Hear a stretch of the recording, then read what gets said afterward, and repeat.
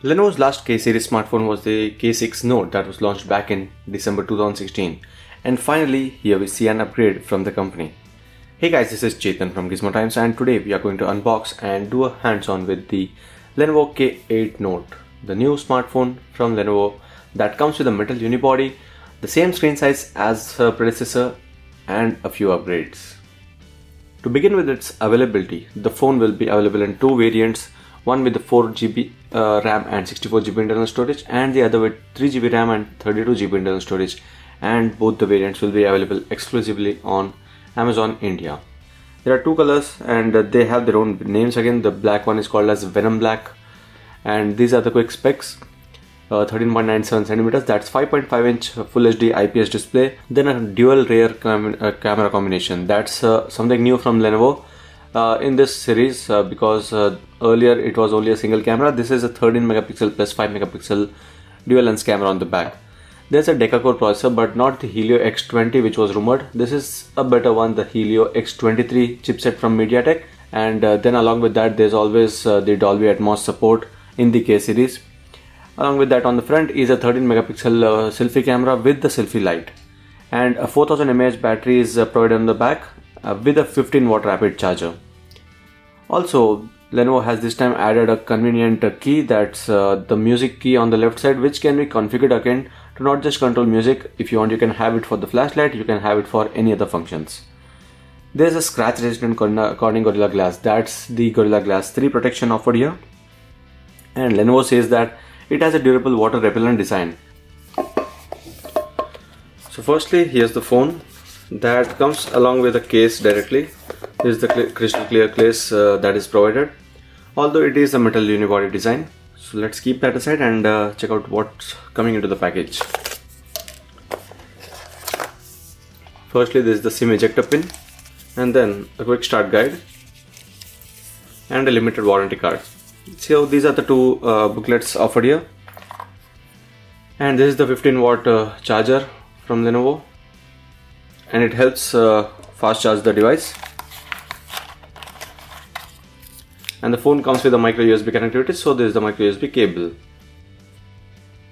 So this is the device, a 5.5 inch Full HD display on the front, Helio X23 chipset on the internal side, and it comes with a dedicated micro SD card slot, which is a good thing because these days you don't see a lot of phones coming with that except for the Motorola ones, and hybrid SIM slot doesn't make sense in India, at least, because since the time Jio came in, there has been a second SIM slot needed for the SIM cards and for data, and that's when the storage issues come along.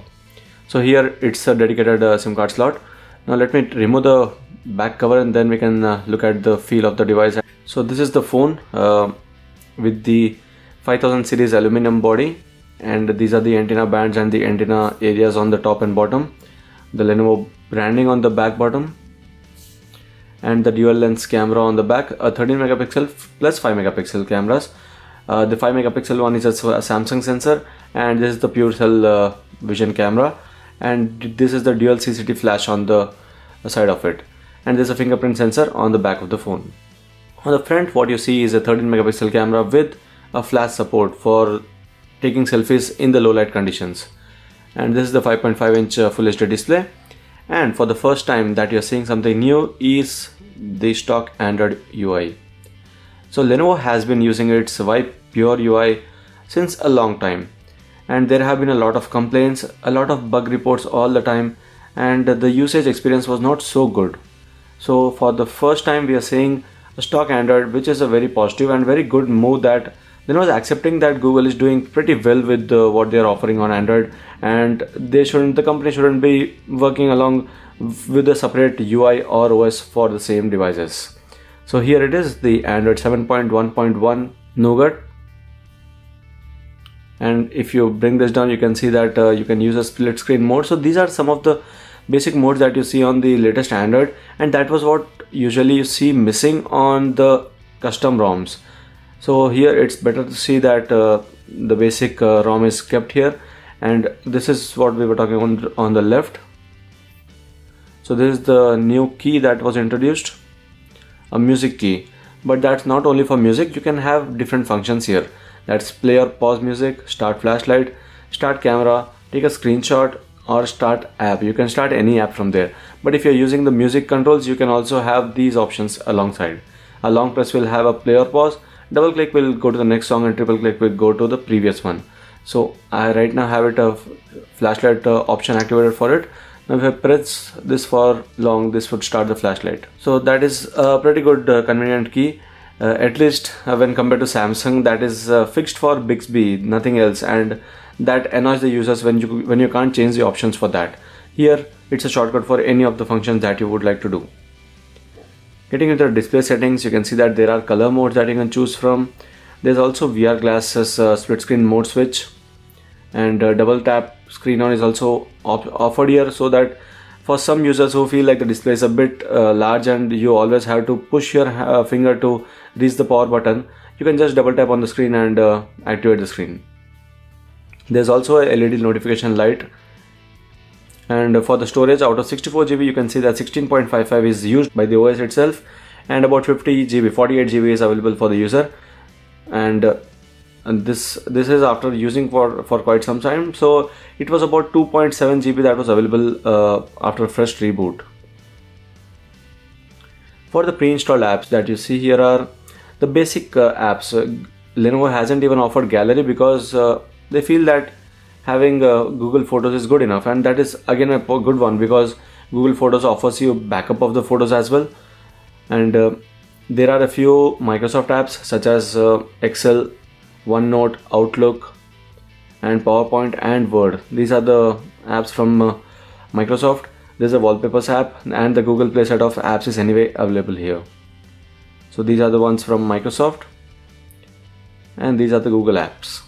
And that is it for the interface. You can see that it's pretty simple and very easy to use. I still wish that Lenovo had worked with Motorola to bring the Moto app into this, so that those gestures would have come in, but that isn't here. But still you can have a double click on the camera to activate it, and those options are still offered here. So now that takes us to the camera.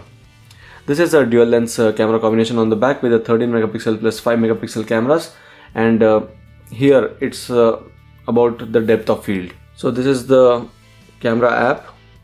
What you see here on the top is a normal or a depth enabled option. So once you enable that, you'll have to have different objects at different places so that the depth of field functionality would actually work. And you can change the f-stop number from f2.8 to f1.2. So lesser the number, the higher the blur.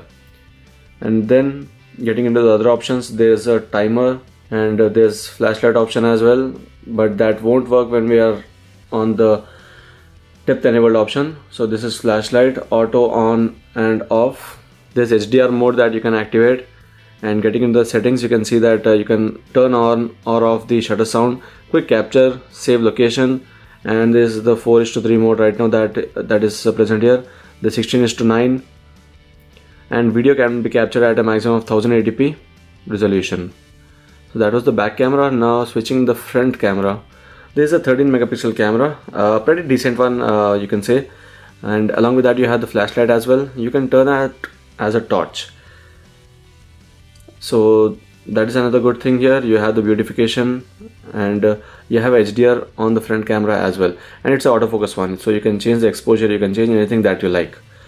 So that is it with the camera. We have a few camera samples here so that you can understand how the depth enabled mode would work, and still these are some different light conditions, not the regular ones, not the natural ones, so I won't say much about the camera quality here. We'll anyway have a different camera review for that in a few days. For now, I feel that the phone is quite good, very solid in the hand, and what is offered here is a very decent set of specifications. You always don't have to rely on Snapdragon chipsets, because if you check out the benchmarks, it surely is better than the Snapdragon 625 chipset as well, and the response is also very snappy. So this was the Lenovo K8 Note. Do like this video, share if you like it, and comment if you have any other questions about the smartphone. I would like to reply to that, and subscribe to Gizmo Times for more. Thank you.